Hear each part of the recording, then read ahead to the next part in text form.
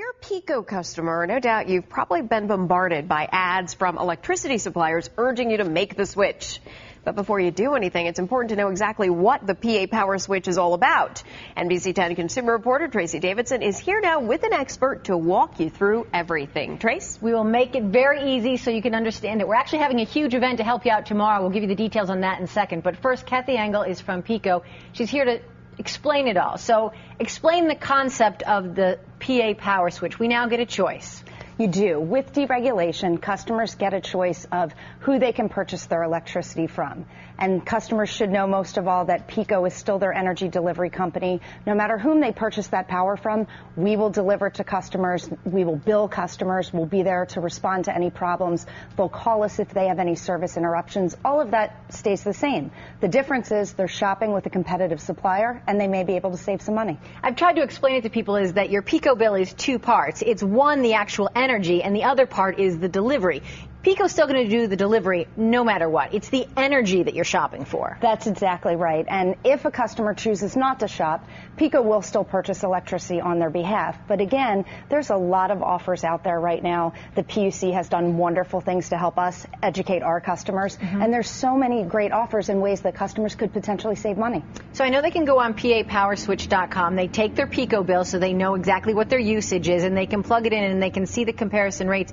But you really need to ask some questions like, is the rate fixed? Is it variable? Those kinds of things. Explain that. Sure, exactly. So first of all, beginning in January, we have taken the steps to put on every customer's PECO bill what's known as their price to compare. This is really going to help them. If a customer has that price to compare number, it's been calculated for them. So they don't have to do the calculation themselves. Then they take that number and compare it to the supplier's offer. And then very important, they want to know, again, is it a fixed rate or a variable rate? Because a variable rate may make sense for some customers, but other customers may want a fixed rate. And then also, what are the contract terms? Is there a length of a contract that someone has to sign up for and commit to staying with the supplier for a certain amount of time? And then also, great to know that if they choose to switch, if they choose to shop to another supplier or choose to return to PECO, they can always do that.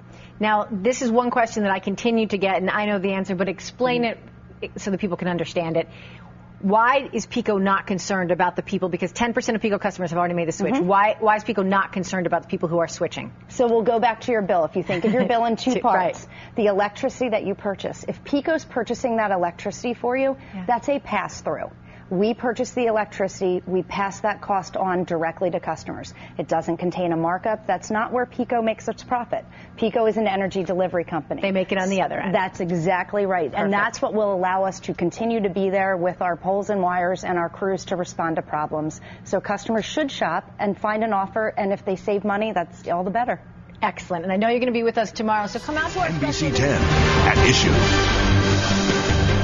NBC 10 at issue, your electric bill in 2011. Morning, I'm Steve Highsmith, but we start this morning with the electric bills of more than 1.5 million electric customers in southeast Pennsylvania.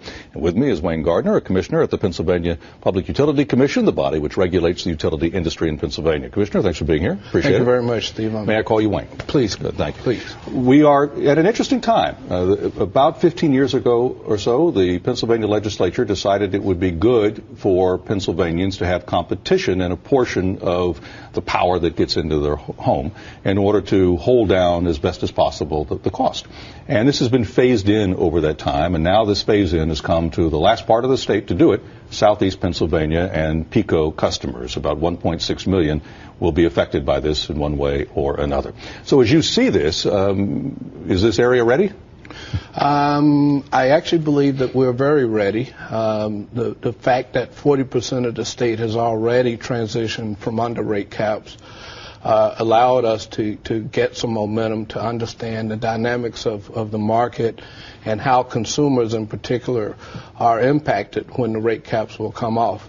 And it's different for every region. There were, I guess, 6 or 9 major utilities that were, running the old way, 10 years ago. And then as these phase-ins have been underway, and as you said, much of the state affected now. PECO, one of the largest, is now going to be affected starting January 1. So let's talk about what this is. If we could take a look at this. Rate caps are coming off the generation of power. And PECO is the default provider. In other words, you could sort of have a do-nothing plan.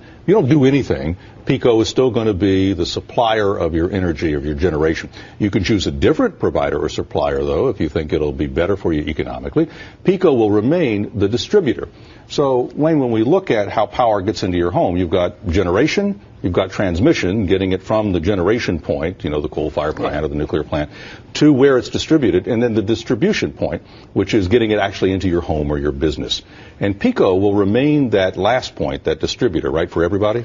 PECO will still be the party that delivers the electricity to you and ultimately to your outlet. PECO will also provide all of the customer service.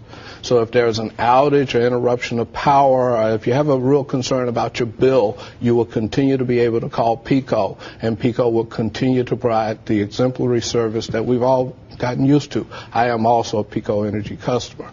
So from that standpoint, nothing changes. And if you decide not to take any action at all, PECO will continue to be the provider of service for you. However, the Commission, the Public Utility Commission, encourages all customers to consider shopping. There's an opportunity for you to save, anywhere from 10 to about 17% on your monthly electric bill. And for some consumers, that could end up being $300-400 a year. This is NBC 10 at Issue. So there are three major components to getting electricity to you. Generation, which is the production or the making the electricity, the supplier provider. Transmission, which is getting the electricity from where it's made to where it's distributed. And thirdly, the actual distribution, the delivery of the juice to a business or home.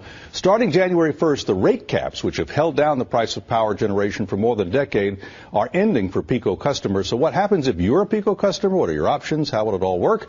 Well, with me is PUC Commissioner Wayne Gardner. We've been talking about that.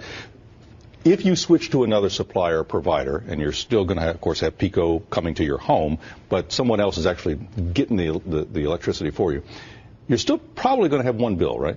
Correct. In most cases, PECO will be the supplier of the bill. Okay. Look at some of the names that you may run into.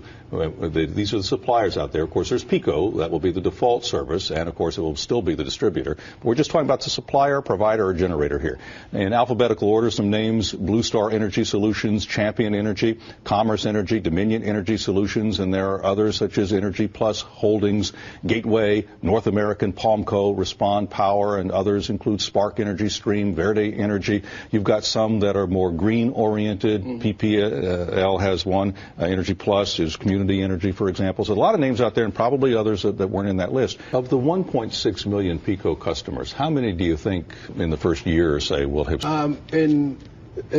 Before PPL rate caps expired last year, December 31st, 2009, about 15% of Pennsylvania was out from under rate caps, and I think we had less than about 10% of residential customers shopping. PPL's rate is better than 35% of residential customers are shopping. So about a third of their customer base. Right. Just based upon the feedback that I'm getting from my friends, family, and relatives in Philadelphia area and the 5 counties surrounding it, I would be surprised if we're seeing less than 35% of PECO customers shopping. PA Power Switch. PAPowerswitch.com. Commissioner, thank you. Thank you, Steve.